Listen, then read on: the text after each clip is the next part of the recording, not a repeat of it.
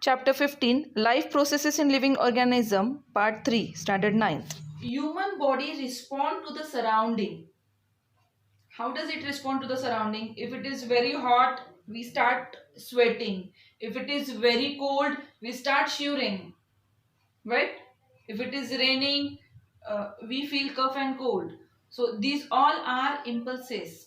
Our body is showing some symptoms, and all this is possible only with the help of nervous control. And this nervous control is very important. It is ability for human or living organism to respond. So our human body respond to the environment. Whatever change occurs in the environment, our body respond to it, and it is only possible because of this nervous control. This nervous control is present only in multicellular organisms, that is complex bodies. Our body is made up of number of cells.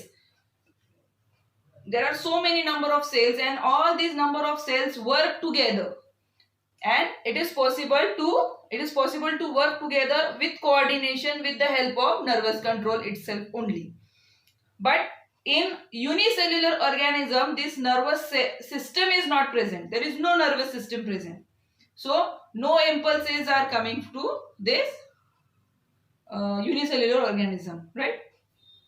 Our human being respond, and this respond to a special situation is due to control and coordination of which is brought into our body. This coordination is brought into our body with the help of special type of cell. And which are these special type of cell? They are nothing else but nervous cells, or we can say neuron.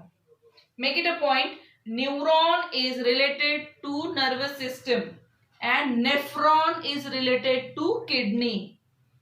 So don't get confused. Nephron means kidney and neuron means nervous system. A single cell of nervous system. Human body respond to the surrounding. How does it respond to the surrounding? If it is very hot, we start sweating. If it is very cold, we start shivering. Right? If it is raining, we feel cough and cold. So these all are impulses. Our body is showing some symptoms, and all this is possible only with the help of nervous control. And this nervous control is very important. It is ability for human or living organism to respond. So our human body respond to the environment. Whatever change occurs in the environment, our body respond to it, and it is only possible because of this nervous control. Nervous control is present only in multicellular organisms, that is complex bodies. Our body is made up of number of cells. There are so many number of cells, and all these number of cells work together, and it is possible to work together with coordination with the help of nervous control itself only. But in unicellular organism, this nervous system is not present. There is no nervous system present. So no impulses are coming to this unicellular organism, right? Now we are going to study the structure of neuron and its function. This is nerve cell. It is a special type of cell which conduct impulses from one place to another in our body, and this is also called as neuron. Neuron is the structural and functional unit of nervous system. Nerve cells are the largest cells in human body, which may be measured up to few meters in length. These nerve cells have ability to conduct electrochemical impulses. The cells that support the nerve cell and help in their function are called neuroglia. Nerve cells and neuroglia cell together form nerves. All the information about our surrounding is collected by the end or dendrite of the neuron. The chemical process begins at those ends and electric impulses are generated with the help and conducted from the dendrite to the cell body, from the cell body to the axon, and from axon to the terminal. These impulses are then to be transferred from the nervous cell to the next cell. Now, the impulse that reach the terminal of the axon stimulate the nerve cell to secrete certain chemical. These chemical passes through the minute space, such called as synapse, between two adjacent the neuron and generate the impulse in the dendrite of next neuron. In this way, the impulses are conducted in the body and the impulses are finally conveyed from the nerve cell to muscle cell or glands. Types of neuron. First one is sensory neuron. Second one is motor neuron. And the third one is association neuron. In this, the first one, that is sensory neuron, it associates with our sensory organs, our sense organs. Which are our sense organ? We all know it very well. That is eye, tongue, skin, okay, and so on. So these sensory organs are directly connected with brain and spinal cord. Whatever things happen to this sensory organ is direct coordinated with brain and spinal cord. The second one, that is motor neuron, it carries the impulses which is directly from motor organs. Which are these motor organs? That those are muscles and glands. We all know it, glands, and they are directly connected to brain and spinal cord. So keep it in mind, brain and spinal cord are coming common here both. Okay, brain and spinal cord, and they are connected with this brain and spinal cord are coming together with effector organs. Okay, which are these effector organ? All those organs with muscles and with glands. Third one is association neuron. This association neuron carries the work which is directly with nervous system. पूर्ण nervous system मध्ये जे काही काम केलं जातं, it is under control of this association neuron. Our next topic is human nervous system. When our human body is having nervous system, very well developed nervous system, this human nervous system is further divided into three parts. First one is CNS, second one is PNS, and third one is ANS. Let us see them in detail. Central Nervous System, CNS. The central nervous system include the brain and spinal cord, while peripheral nervous system, that is PNS, include all of the nerves that branches out from the brain and spinal cord and extend to other parts of the body, including muscles and organs. Each part of the system plays a vital role in how information is communicated throughout the body. यामध्ये आपल्याला CNS, that is central nervous system, यामध्ये vital part कोणाकोणाचा आहे? Brain आणि spinal cord. हे दोघं CNS मध्ये काम करतात. So now let us see what exactly happen in CNS. The brain is main controlling part of nervous system and is safely located in the cranial cavity. Whereas spinal cord is protected by the vertebral column. म्हणजे vertebral कॉलमच्या मध्ये हा spinal cord एकदम व्यवस्थित protected असतो. It is safely located there in the space between delicate center nervous system and its bony covering are the protective layers of mening. Cavity present in various parts of the brain are called as ventricle, whereas long tubular cavity in spinal cord is called as central canal. The brain of an adult human weight about 1300 to 1400 grams and consist approximately 100 billion neurons. म्हणजे यामध्ये 100 billion neurons present असतात. Let us see what are the parts of brain.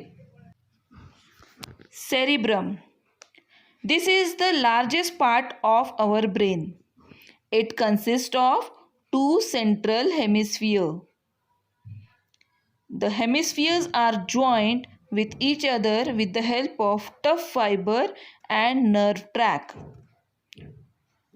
Its surface has deep, irregular, rigid and grooves which are called as convolution. Convolution increase the surface area of cerebrum and therefore the large number of nerves cell can be accumulated here. This is also called cerebrum is also called as large brain. Cerebellum. This is the small part of the brain situated below the cerebrum at the back of the cranial cavity. Its surface show shallow grooves instead of deep convolution, just like cerebrum. Medulla oblongata. This is hindmost part of the brain. There are two triangular swollen structure called pyramids on the upper side of medulla oblongata. Medulla oblongata continue downwards as the spinal cord. Spinal cord is a part of central nervous system and it is held within the vertebral column. It is slightly thick but gradually tapering towards the end. There is the thread-like fibrous structure at its end. This is called as filus terminale. Conduction of impulse from skin towards brain.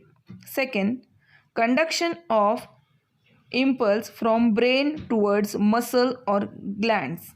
And third, functions as center of coordination of reflex action. Peripheral nervous system, PNS. Peripheral nervous system consists of nerves originated from the central nervous system. म्हणजे central nervous सिस्टममधून जे काही nerves निघालेले असतात ते हे peripheral nervous system बनवतात. These nerves connect the central nervous system with all parts of body. They are of two types, cranial nerve and spinal nerve.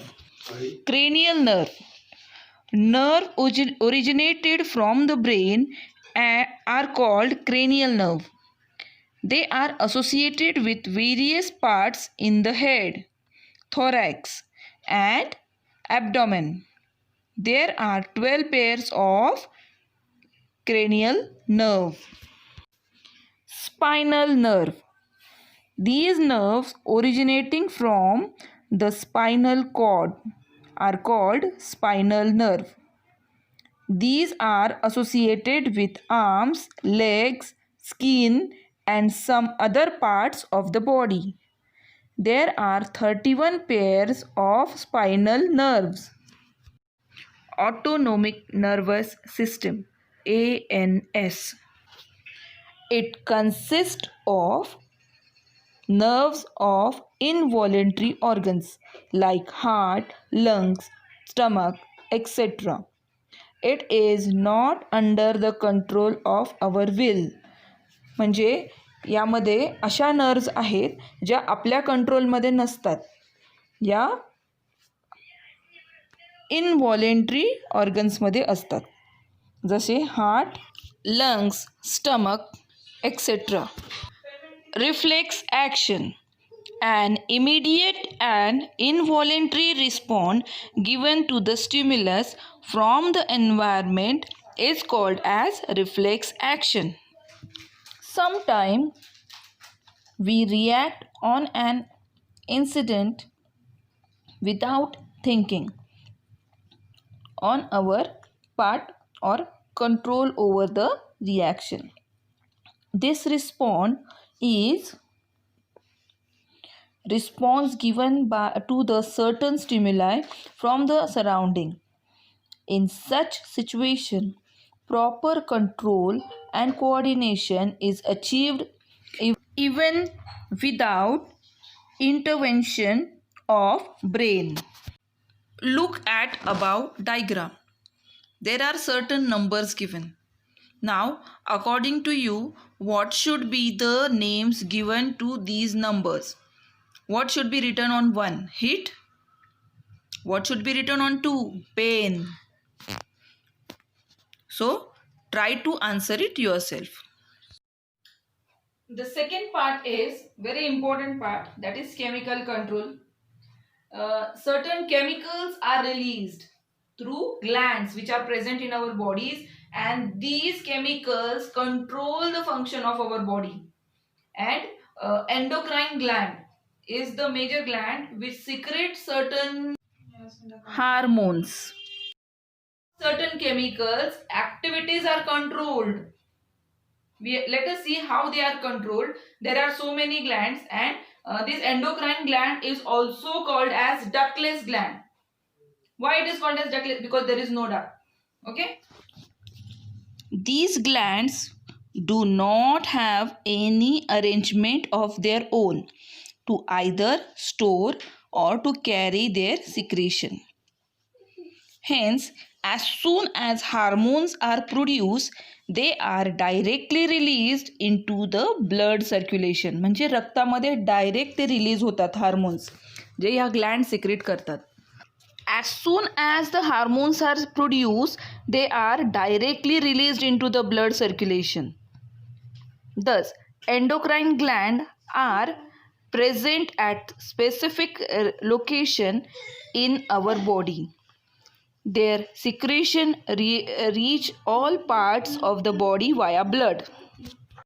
म्हणजे या endocrine ग्लँड्समधून जे काय hormone secrete होतात ते रक्तामार्फत शरीराच्या वेगवेगळ्या भागांना डायरेक्टली पोचवले जातात. Endocrine gland along with the nervous system are responsible for control and coordination in our body.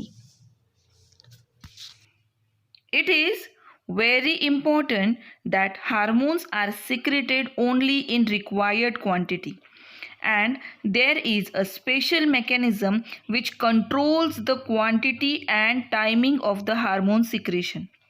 For example, whenever there is an increase in blood glucose level, certain cells in the pancreas get stimulated, and as a response they secrete a greater quantity of insulin.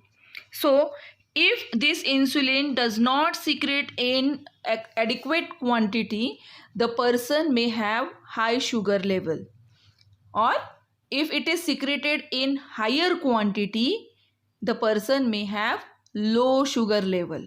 That's why the appropriate quantity should be secreted, which is controlled by the mechanism, that is special mechanism. and all these are endocrine glands. And these glands, which are these glands? Look at the image in your textbook, page number 176. Hypothalamus gland, then it is pineal gland, pituitary gland, thyroid gland and parathyroid gland, thymus, adrenal gland, ovary and testes. In this, adrenal gland are situated exactly above the kidneys. Some important function of these endocrine glands are given in your textbook on page number 177. You all are supposed to write down this chart and by heart the function of these glands and their names. Spell properly. Here we end with this chapter.